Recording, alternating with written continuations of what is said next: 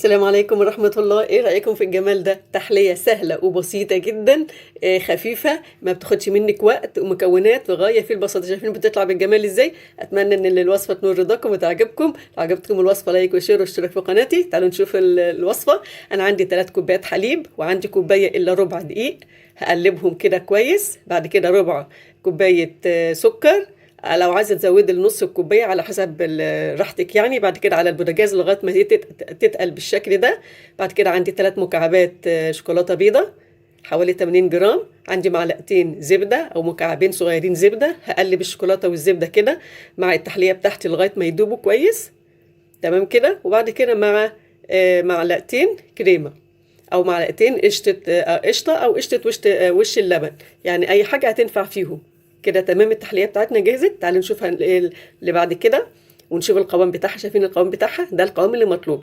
بعد كده بقى انا عندي اللي هي الطبق بتاعي او الصينيه اللي هحط فيها التحليه. هرشه كده بجوز الهند كويس. وبعد كده هفضي اللي هي التحليه بتاعتي كلها. شايفين؟ جميلة جدا جدا جدا. هسيبها بقى تبرد كويس. وتعالوا نعمل الكريمة بتاعتنا. عندي كوباية مية متلجة، وعندي نص كوباية كريم شانتيه، وعندي معلقتين سكر. هضرب بقى اللي هي الكريمة بتاعتي كويس جدا كده بالمضرب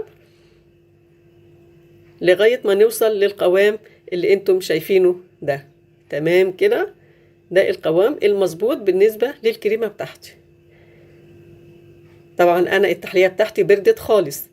هبدأ بقى احط اللي هي الكريمة كده عليها، وهفردها كويس، وهساوي الكريمة. وبعد كده بقى انا عندي مكسرات، عندك جوز هند، عندك شوكولاتة مبشورة. التزيين النهائي ده على حسب رغبتك. بتطلع تحلية تحفة تحفة تحفة ورهيبة، وطعمها جميل جدا، وعدد كمية كبيرة، ومكونات بسيطة جدا.